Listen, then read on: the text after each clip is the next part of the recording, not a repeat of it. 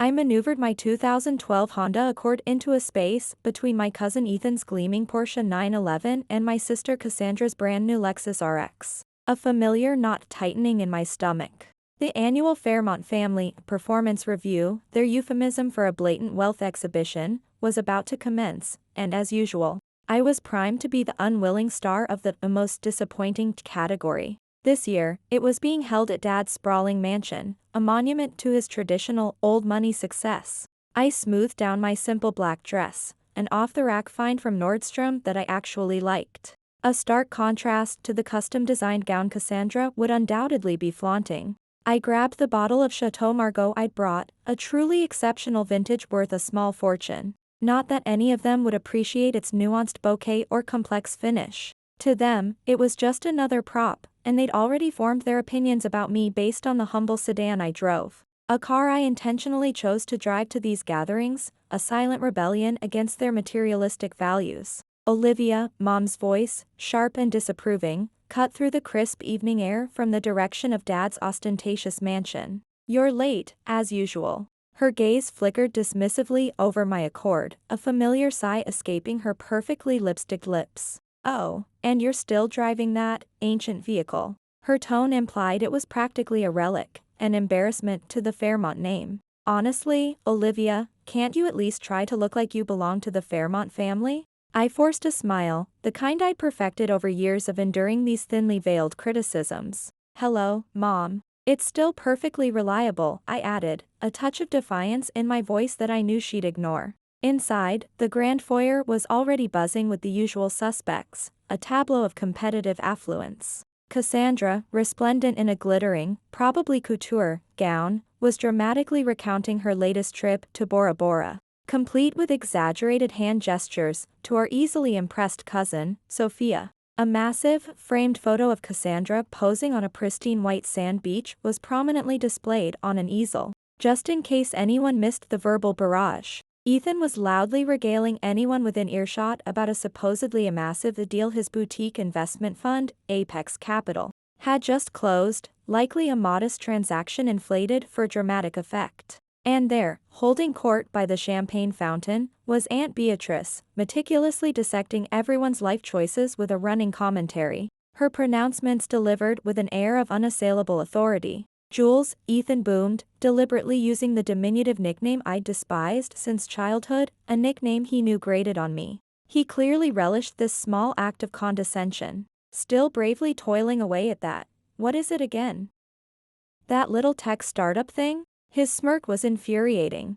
If he had any inkling that a little tech startup thing, NovaCore Dynamics, was a publicly traded company I founded and currently valued at $5.5 billion, his Porsche might spontaneously combust from the shock. But that revelation was a pleasure I was reserving, a carefully orchestrated finale to this annual charade. For now, let them have their delusions. "Is the Accord still holding up, darling?"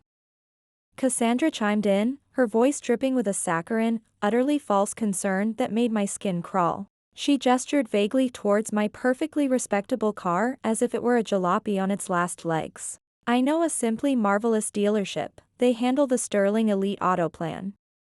Perhaps it's time for an upgrade? Though, of course, you'd need to see if your credit score could even handle it, poor thing." The implication was clear. I was financially inept, teetering on the brink of ruin. I carefully placed my bottle of Chateau Margaux on a marble-topped credenza in the formal dining room, only to watch in resigned frustration as Mom immediately swept it aside, replacing it with a lesser vintage from Dad's collection. "Oh, Olivia, thank you, dear," she said, her smile not quite reaching her eyes. "But Arthur has selected some truly special wines for this evening's report. We'll save yours for another occasion." My magnificent $2,000 bottle, I knew with a sinking certainty, would likely be relegated to her kitchen, perhaps to deglaze a pan for some mundane stew. The thought was a fresh stab of an old wound. "Julia." "Olivia," Mom corrected herself with a dismissive wave of her hand, as if my actual name was a trivial detail, "is just wonderfully practical. Aren't you, dear?" Her voice was pitched for the whole room to hear, a public declaration of my supposed lack of ambition. Not everyone, of course, needs or appreciates the finer things in life to find contentment. The way she uttered practical made it sound like a debilitating social disease, a character flaw to be pitted. I discreetly checked my phone, a small, defiant smile playing on my lips as I confirmed the latest stock notification for Novacor. It had surged another 15% just today, following the quiet pre-announcement of our latest strategic acquisition. The intricate web of the transaction, one that would send shockwaves through their carefully constructed world of assumptions, was almost complete. My moment was drawing nearer. Did you hear the marvelous news about Cassandra's promotion? Dad boomed, his voice filled with paternal pride, conveniently ignoring my presence for the moment.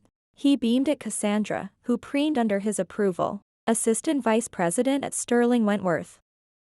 A truly remarkable achievement for one so young. He conveniently omitted the fact that his discreet inquiries had paved the way for her ascent, her actual performance being rather less stellar. And Ethan, he continued, clapping Ethan on the shoulder, just closed a $50 million deal for Apex Capital. Astounding. $50 million. It sounded impressive, until you realized it was likely the total assets under management, not a single deal. Details. That's truly wonderful, I said, my voice even and sincere, as I took my designated seat at the enormous, opulently set dining table. It felt more like a boardroom than a family gathering place. Congratulations to you both. Sophia leaned forward, her designer dress, undoubtedly costing more than they imagined I earned in an entire year, rustling with expensive importance. Olivia, dear, she said, her tone a mixture of pity and condescension, I was just saying to Cassandra, you simply must meet my financial advisor. He's an absolute wizard. It's never too early, or in your case, perhaps a little late, to start seriously planning for your future. You know, my future? I suppressed a genuine smile this time, my mind flashing back to the intense, exhilarating board meeting I'd chaired just this morning at Novacor headquarters. We had finalized the acquisition of Vertex Solutions, our most significant competitor, for a staggering $3.1 billion, a complex, game-changing deal I had personally orchestrated over months of grueling negotiations. All while my family blithely assumed I was languishing in some dead-end, entry-level tech support job. Thank you, Sophia, I replied, my voice betraying none of the irony I felt. I'll certainly keep that in mind. The Fairmont Family Performance Review, as Dad liked to call it, proceeded with its usual, painful predictability. Cassandra regaled the table with breathless, highly embellished tales of her recent luxurious vacation in Bora Bora, conveniently omitting the part where Dad had likely footed most of the bill. Ethan bragged incessantly about his new ski chalet in Telluride, a property I suspected was heavily mortgaged and co-owned. Mom, with the practiced skill of a seasoned conductor, expertly steered the conversation, artfully highlighting everyone else's triumphs, real or imagined, while delicately, almost invisibly, glossing over my own apparent, glaring lack of reportable achievements. Olivia is finding her own way, she would pronounce with a sigh whenever a direct question about my career arose, her tone implying a long, bewildering, and ultimately fruitless journey. She's always been rather unique.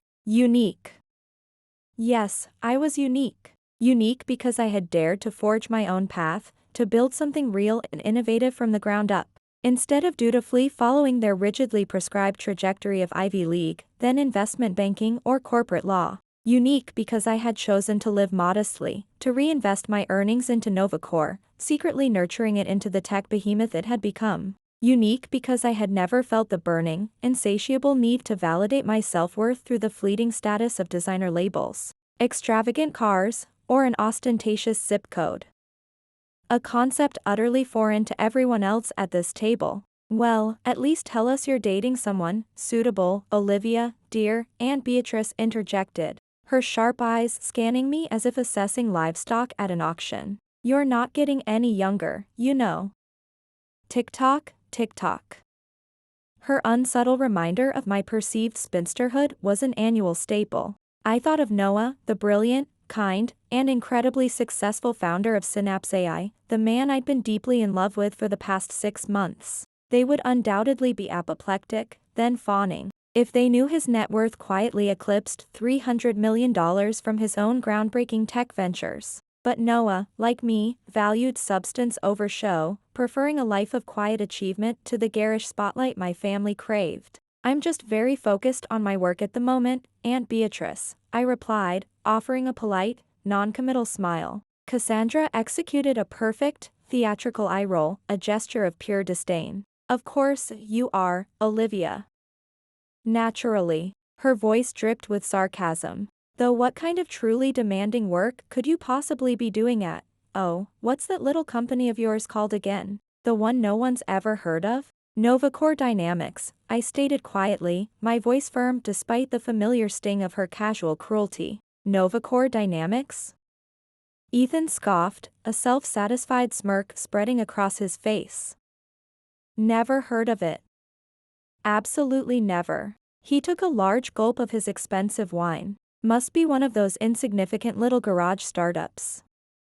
You know the type, here today, bankrupt and gone by next year. A dime a dozen in California. If he, or any of them, had bothered to glance at Fortune, or any major financial news outlet in the past year, they would know that Novacore Dynamics was at the forefront of revolutionizing artificial intelligence and cloud computing on a global scale. We'd been featured in Fortune magazine, not once, but 3 times this year alone, a fact I was immensely proud of, yet kept to myself. Speaking of significant achievements, Cassandra announced, her voice rising slightly to ensure she had everyone's undivided attention. A familiar tactic. Guess who just received approval for the Sterling Elite Auto Plan through Sterling Wentworth? I'm currently torn, should I go for the Bentley Continental or perhaps a classic Rolls-Royce Phantom? She paused for dramatic effect, basking in the anticipated admiration. Oh, definitely the Bentley, darling. Sophia chimed in immediately, ever the sycophant. It's so much more, you. Cassandra then turned her gaze to me, a predatory glint in her eyes. Olivia, what on earth possessed you to choose that Honda Accord? Was it the exceptionally high safety rating, perhaps? Or the remarkably sensible fuel economy? Their laughter, sharp and condescending, echoed around the table. I let them laugh. I let them revel in their perceived superiority. Let them cling to the comforting illusion that I drove my Accord out of dire necessity rather than conscious preference. Let them smugly assume I couldn't possibly afford anything better, rather than confronting the unsettling truth that I was deliberately choosing to invest my considerable resources into building an empire that would soon dwarf their collective fortunes. The Accord is reliable, I said simply, my voice calm, offering no further explanation, no defense. It was a truth, just not the whole truth they wanted to hear. Oh, Olivia, honey, Mom interjected, her voice laced with a patronizing pity that was almost worse than their outright scorn. You know your father and I would be more than happy to help you with a down payment on something a little more appropriate. Something befitting a Fairmont, even a practical one. I took a slow, deliberate sip of my water, the irony almost choking me. I thought of the 3 properties I owned outright, no mortgages, no loans, including a stunning beachfront estate in Malibu that had cost more than their entire collection of luxury vehicles combined, a fact I knew would cause Dad to have an apoplectic fit. I also owned a sleek, modern penthouse in the city, my primary residence, far from the humble little apartment they imagined I inhabited. I'm perfectly fine, Mom, I replied, my voice even, my gaze steady. But are you, Olivia? Are you really? Cassandra pressed, leaning forward. Her eyes narrowed in a way that was meant to be concerned but came across as purely invasive. I mean, honestly, darling. Look at your clothes, so sensible. Your car, so dependable. Your whole situation. Don't you aspire to more? Don't you want more from life than just existing? More from life? I inwardly reeled at her audacity, her complete lack of understanding. I thought of Novacore's current multi-billion-dollar market capitalization, a number that fluctuated but always trended upwards. I thought of the thousands of brilliant, dedicated employees who depended on my leadership, my vision. I thought of the groundbreaking technological innovations our teams were developing. Innovations that were poised to genuinely change the world for the better. I am entirely content with the choices I've made, Cassandra, I stated, my voice firm, my conviction absolute. Ethan snorted derisively into his wine glass, a globule of red splashing onto the pristine white tablecloth. Content with mediocrity, more like it, he muttered, just loud enough for me to hear. Typical Jules. Always settling. That was the precise moment my phone, a standard work issue model, buzzed discreetly on the polished mahogany table. The caller ID displayed Chloe, my indispensable executive assistant and, increasingly, my confidant. Chloe knew, without a shadow of a doubt, never to interrupt this sacred family ritual unless it was a genuine, code-red emergency. "Excuse me," I said, pushing my chair back and rising from the table amidst a fresh wave of disapproving glances and audible sighs. "I really need to take this call." "Really, Olivia?"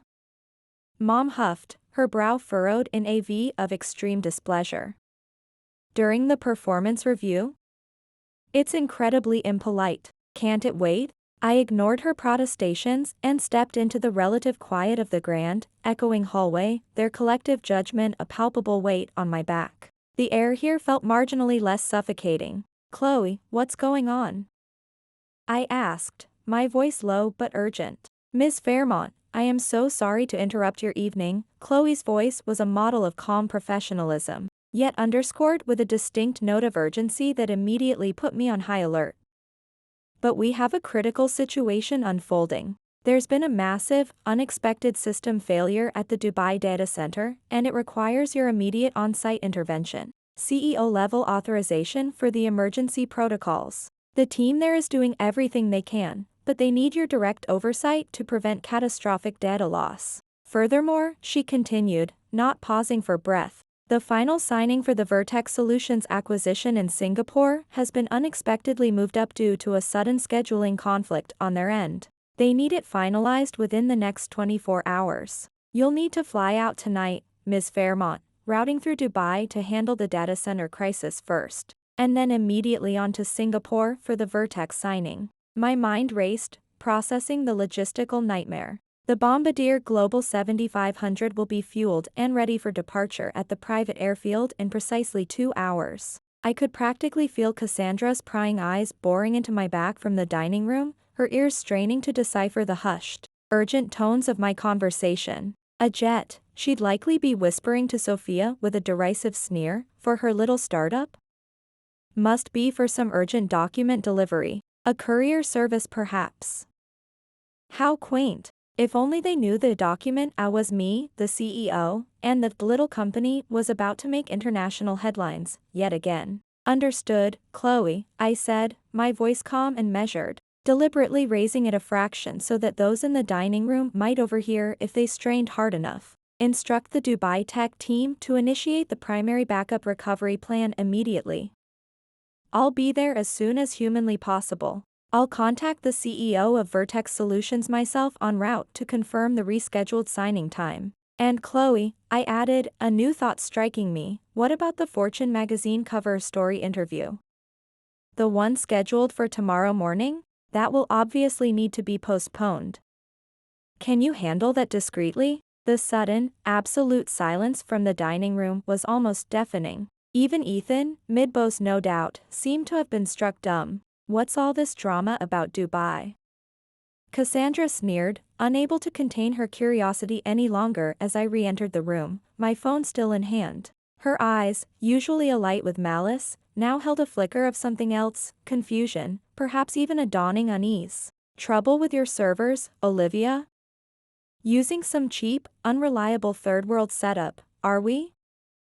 I always said you cut too many corners." Ethan, recovering his composure, chimed in with a derisive snort, eager to reassert his imagined superiority. "And a private jet? Is your little company actually chartering a plane now? How very dramatic, and frankly, fiscally irresponsible. For whatever minor IT hiccup you're dealing with. Probably just a blown fuse." I met their mocking gazes with a cool, unruffled detachment that I knew infuriated them more than any angry retort. I then sent a quick, coded text to Noah, "Emergency international trip. Wheels up in 2. Dubai then Singapore. Pickup sorted." All my love. He'd understand. He always did. As I ended the call with Chloe, having given her a few more succinct instructions, Dad leaned forward. His earlier dismissiveness entirely replaced by a shrewd, calculating glint in his eyes, the look of a businessman scenting an opportunity. "Olivia," he began, his voice suddenly laced with an unfamiliar, almost obsequious respect that was deeply unsettling. "This?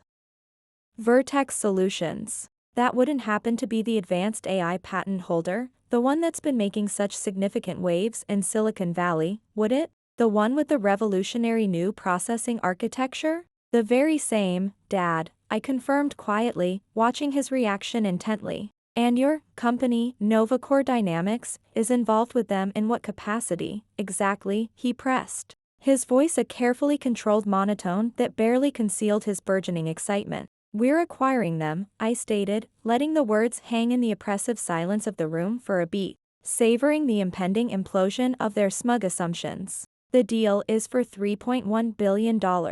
I paused, then added, as if an afterthought, "It was supposed to be officially announced to the press tomorrow morning, actually. We were trying to keep it under wraps until then." The effect was instantaneous and far more gratifying than I could have ever imagined. Mom gasped audibly, her hand flying to her mouth, nearly dropping her delicate porcelain coffee cup. Its intricate, hand-painted pattern suddenly seemed a stark, fragile contrast to the raw, tumultuous emotions erupting on her face. Cassandra's perfectly sculpted jaw literally dropped, her expensive, carefully applied lipstick suddenly looking garish and clownish against the sudden pallor of her skin. She looked like a fish gasping for air. Ethan stared, his mouth agape, his usual cocksure arrogance momentarily, gloriously, wiped away, replaced by an expression of sheer, unadulterated disbelief. $3.1 billion, he stammered, shaking his head as if to clear it, his voice a hoarse whisper. "Dollars? Your company, Olivia? Novacore Dynamics, or whatever it's called. That's impossible." Sophia, ever the quickest with her smartphone, was already furiously typing, her manicured nails clicking rapidly on the screen. Her eyes widened comically as the search results appeared. "Oh my God," she shrieked, her voice cracking with a mixture of shock and awe, shattering the tense silence. "It's true. It's all true. Novacore Dynamics, their current market capitalization is over $5 billion. And the CEO, it says here. Olivia Fairmont." She looked up from her phone, her face a mask of stunned amazement, all previous condescension forgotten. I calmly took out my own phone, opened the Reuters Icon app, a standard tool for any serious player in the financial world, and pulled up the Novacore Dynamics corporate profile. CEO, Olivia Fairmont. Current market cap, $5.5 billion. I casually slid the phone onto the center of the polished mahogany table, the screen glowing with the undeniable truth. "Feel free to verify the details," I said, my voice even, betraying none of the turmoil of emotions, triumph, vindication, and a surprising pang of sadness, churning within me. The ensuing silence was thick, heavy, and charged with a potent cocktail of shock, envy, dawning horror, and perhaps, for the first time, a grudging, unwilling respect. Aunt Beatrice, ever the pragmatist, recovered first, though her voice was now tinged with an almost comical, breathless urgency, her eyes gleaming with a new, opportunistic light. "Olivia, dear. My dearest Olivia. You're the head of such a massive, important company. A captain of industry. Why on earth didn't you say something sooner? My son, Reginald, you remember Reginald? He's looking for a promising new position, something with international liaison possibilities. He speaks a little French, you know." She trailed off as the sheer, monumental weight of the revelation seemed to finally silence even her usually irrepressible officiousness. Dad, his face a fascinating, rapidly shifting mask of stunned realization morphing into naked, opportunistic calculation, cleared his throat, the sound unnaturally loud in the stillness. "Olivia. I mean, Miss Fairmont." "President Fairmont," he corrected himself, his voice trembling almost imperceptibly, a tremor I'd never heard from him before. Perhaps we could find some time in your undoubtedly busy schedule to discuss a potential synergy. A strategic partnership, if you will, between Novacore Dynamics and the Fairmont Group conglomerate. There could be mutual benefits. Immense benefits. I rose slowly from my chair, the simple, unpretentious fabric of my off-the-rack dress suddenly feeling like a suit of impenetrable armor. I picked up my understated handbag, a discreetly luxurious Bottega Veneta, a subtle detail they'd all undoubtedly missed in their fixation on more ostentatious, logo-emblazoned brands. "Well, everyone," I said, my voice cool and steady, carrying a newfound authority that resonated through the stunned silence. "This has been a most enlightening performance review. Truly illuminating. Thank you all for your candid feedback over the years. But as you've now gathered, I have a rather pressing engagement in Dubai, followed immediately by another in Singapore, so I must be going." A cacophony of desperate, disjointed sounds erupted from around the table. "Olivia, wait. Please." Mom cried, her voice thick with unshed tears and, I suspected, a healthy dose of raw terror at having so spectacularly, so publicly, misjudged her a lesser, impractical daughter for so many years. "We didn't know. We had no idea any of this was happening. Please, you must forgive us. We made a mistake." Cassandra, her earlier arrogance completely vanished, now wore a simpering, almost fawning, desperate expression that was frankly repulsive. "Yes, Olivia. Dearest sister. We're family, remember? You'll help us, won't you? Surely there must be a place for me at Novacore, something glamorous? Head of public relations, perhaps? I'm very good with people." Ethan, ever persistent, ever a hustler, leaned forward conspiratorially, his voice dropping to a wheedling whisper. "Olivia, about that potential investment in Apex Capital I mentioned earlier, perhaps we could revisit the terms? A small seed round from Novacore, say, 10 or 20 million, could really catapult us to the next level. It would be a win-win." I silenced them all with a single, glacial look, a look that conveyed years of suppressed pain, anger, and now, a steely resolve. "Mom," I said, my voice devoid of any warmth, any lingering familial affection. "Do you have even the slightest comprehension of what I've endured, year after year, at these so-called family gatherings? The constant, soul-crushing comparisons to Cassandra, the belittling of my ambitions, the outright dismissal of everything I was working towards. Everything I believed in? That scarf," I gestured vaguely towards the offending polyester item still lying limply on the table, a pathetic symbol of their disdain, "was merely the cheap, insulting cherry on top of a very bitter, very large cake of disrespect you've all been serving me for decades. I haven't forgotten a single slight, a single condescending remark, a single moment of humiliation. And I will not allow any of you to conveniently forget it now, or pretend it didn't happen. Dad," I turned to him, his face a frozen mask of shock and dawning, desperate avarice. "A strategic partnership? Between Novacore and the Fairmont Group? Are you actually serious right now?" "No, thank you." My voice was flat, final. Novacore Dynamics has thrived, has become a global leader, precisely because it is far removed from the suffocating, insular, and frankly, outdated values that permeate the Fairmont legacy. We innovate, you stagnate. My gaze then fell upon the forgotten, tragically neglected bottle of Chateau Margaux, still sitting forlornly on the distant kitchen counter, a silent testament to their ignorance. I walked over, picked it up, its cool glass a comforting weight in my hand, and turned back to face their stunned, gaping faces. A small, ironic, and not entirely unkind smile played on my lips. "This wine," I said, holding it up for them to see, the deep ruby liquid catching the light from the crystal chandelier. "It seems no one was quite in the mood for it tonight after all. A pity. And since it's far too good to be used for cooking, as was its apparent, unfortunate destiny in this household," I added, my voice laced with a delicate, razor-sharp sarcasm, "I believe I'll take it with me. It will be perfect for celebrating a successful multi-billion-dollar acquisition." Their stunned, gaping, utterly speechless faces were a picture I knew I would cherish, in a complicated way, for a very long time. Without another word, I turned and walked out of the Fairmont mansion, the heavy, ornate oak door closing behind me with a satisfying, definitive thud. It was a sound that echoed the closing of a long, painful, and profoundly formative chapter in my life. Outside, the cool, crisp night air felt like a cleansing balm on my skin. It smelled of freedom. And waiting for me at the curb, instead of my trusty old Accord, was Noah, leaning casually against his own understated, yet undeniably powerful, Tesla Model S, a deliberate, supportive, and perfectly orchestrated gesture we'd planned together.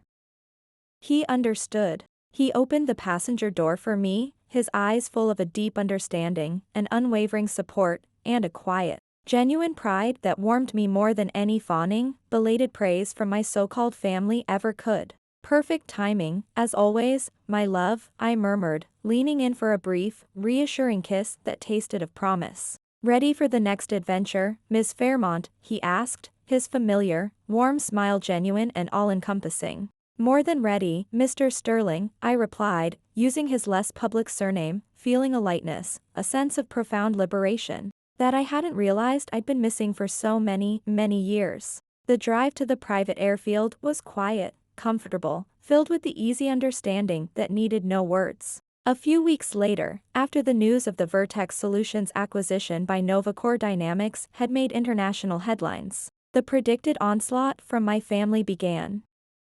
It was almost comical in its predictability. First came the texts, a flurry of insincere, opportunistic messages. Cassandra, hey, Liv. So Proud of you. Remember when I let you borrow my designer purse for that college party? Always knew you had potential. Lunch soon. My treat at a place you can now afford. Ethan, Jules. My man. Epic news. Knew you had it in you. Got some game-changing Web3 investment opportunities for Novacore to get in on the ground floor. Sky's the limit. Call me ASAP. Sophia, OMG, Olivia, your Fortune cover is amazeballs. We have to do a collab for my influencer channel.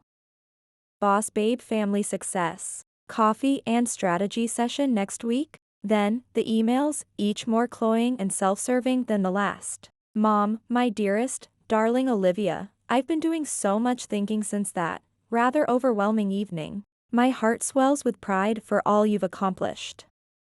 I've cleared my schedule for the next month. Let's make some wonderful new mother-daughter memories. Perhaps a spa weekend in Palm Springs? My treat, of course, to celebrate your brilliance. Dad, Princess. It is imperative we discuss how to strategically integrate your unprecedented success into the broader Fairmont family legacy and philanthropic endeavors. Your acumen could be invaluable to the group. I've drafted some preliminary proposals for your review. Let's schedule a formal meeting at the Oakwood Crest Club at your earliest convenience. I forwarded every single message to Chloe with a single, concise instruction: archive. Block all future unsolicited communications from these senders across all platforms. Standard protocol. Chloe, ever efficient, replied with a simple, consider it done, Ms. Fairmont. And congratulations again on the successful Vertex integration. The Dubai team also sends their commendations on your swift resolution of the server crisis. At the subsequent press conference formally announcing the Vertex acquisition and outlining Novacore's ambitious 5-year plan, a journalist from a prominent tech publication asked me about my notoriously modest lifestyle, contrasting it with my now widely publicized immense wealth. Success, for me, isn't measured by the price tag of your car or the square footage of your house, I told her, the words coming easily, honestly. True success, lasting success, is about what you build, the problems you solve, the positive impact you create, and the talented people you empower along the way. The story, and that particular quote, made global headlines. The accidental tech titan, Olivia Fairmont, the billion-dollar CEO who still drives a Honda Accord and champions value-driven innovation. Cassandra, naturally, saw the article and immediately tried a new, even more nauseating, approach.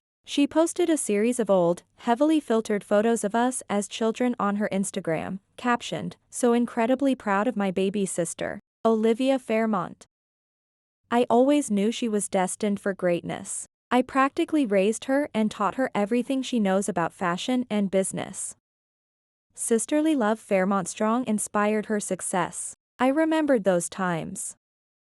I also remembered her generosity, involved her cast-off clothes that were 2 sizes too big, and her advice, usually centered on how I was an embarrassment. Ethan, undeterred by my silence, somehow managed to get the direct contact information for several NovaCore board members and attempted to pitch his failing Apex Capital Fund directly to them, CCing me on the audacious proposal. They, in turn, forwarded his rambling, typo-written email to me with a collective digital eye roll and promptly blacklisted his domain. Mom, in a sudden, newfound burst of philanthropic fervor, joined every high-profile charity board she could insinuate herself onto in the tri-state area. At every gala, every luncheon, every committee meeting, she made absolutely certain to casually, yet repeatedly, mention her brilliantly successful, trailblazing tech CEO daughter, Olivia, who is changing the world. Dad, meanwhile, attempted to leverage my success in his own somewhat stagnant business circles,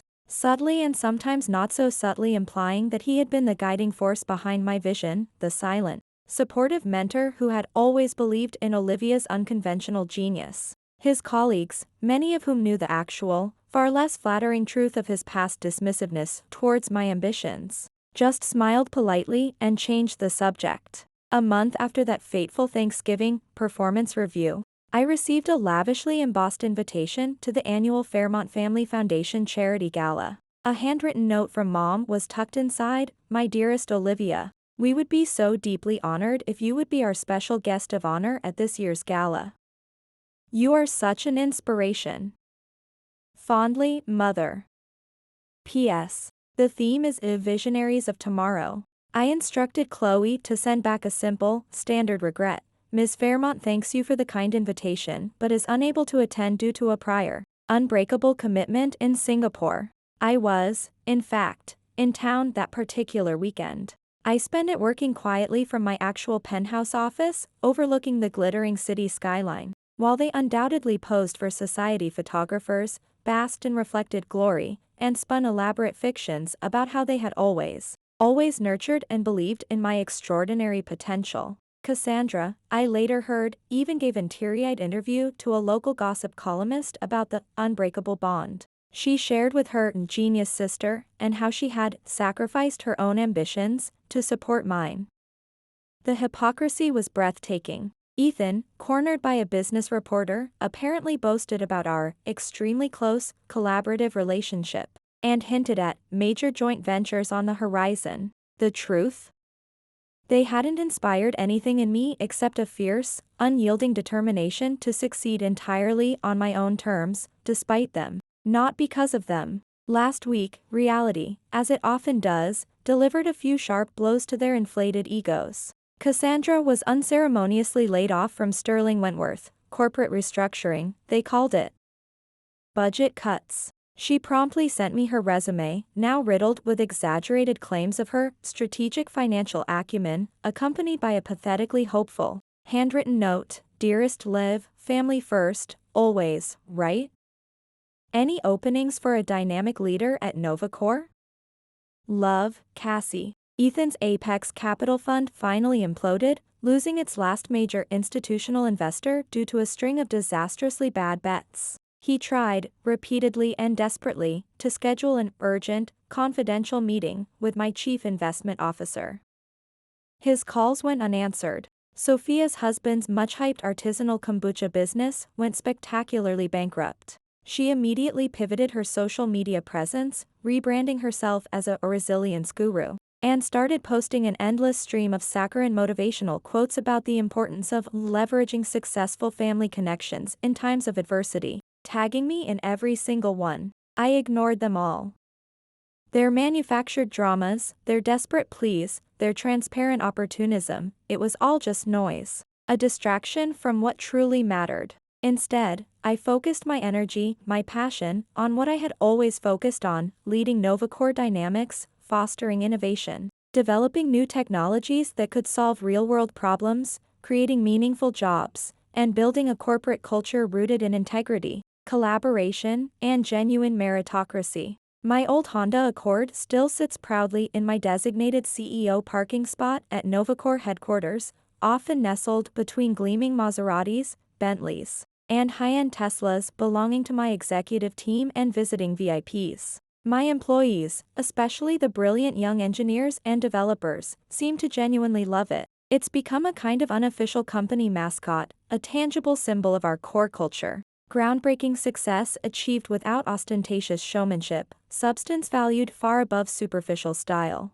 Yesterday, I overheard two of our newest junior developers, fresh out of Stanford, talking in the hallway near the coffee station. "So, is it actually true?" one whispered, her voice full of awe. "That Ms. Fairmont, the CEO, the one who's like a multi-billionaire, really drives that old Honda?" Yeah. "Totally true," the other replied, nodding. "And she wears normal clothes, like from Banana Republic, not just crazy designer stuff. And I heard she lives in a regular, nice house in the suburbs, not some insane mega mansion." "But why?" the first one asked, clearly perplexed. "She could literally have anything in the world. Any car, any house, anything. Because," the second developer said, a note of profound understanding in his voice, "she doesn't need to prove anything to anyone. Her work, Novacore, that does all the proving she needs. They get it. They truly, deeply get it. My family, I suspect, never, ever will." This morning, another ornate dinner invitation arrived from Mom, delivered by special courier. The note, penned in her elaborate, looping script, mentioned that she had recently taken a sommelier course and had finally learned to properly cellar and appreciate fine Bordeaux. She even name-dropped a few impressive vintages she'd supposedly acquired. I instructed Chloe to send back the very same unopened bottle of Chateau Margaux she had so contemptuously relegated to her cooking shelf all those months ago. My accompanying note was brief, polite, and to the point. "Dear Mom, thank you for the invitation. Regrettably, I am unavailable. Perhaps this will be suitable for your cooking shelf. I hear it can add an excellent, complex flavor to certain dishes, particularly those involving sour grapes or humble pie. Sincerely, Olivia." Sometimes, I've learned, true success isn't about relentlessly trying to prove other people wrong, it's about the quiet, unwavering conviction of proving yourself right, staying true to your own values, your own path. And sometimes, the most satisfying form of closure, let's call it, isn't about dramatically showing people what they missed out on, or what they failed to appreciate. It's about allowing them to observe your continued ascent from a vast, unbridgeable distance. A distance created not by malice, but by profoundly different choices and divergent paths. As for me, I'm currently on my way, in my trusty Honda Accord, to a crucial Novacore board meeting. We're discussing the final stages of a new, audacious $50 billion expansion into sustainable lunar resource development, a project that could redefine humanity's future in space. I think, when the time is right, I'll send my family a copy of the official Novacore press release about it. After all, that seems to be the only way they prefer to hear about the significant milestones in my life anyway. And some habits, it seems, are harder to break than others. But this time, the satisfaction will be entirely my own.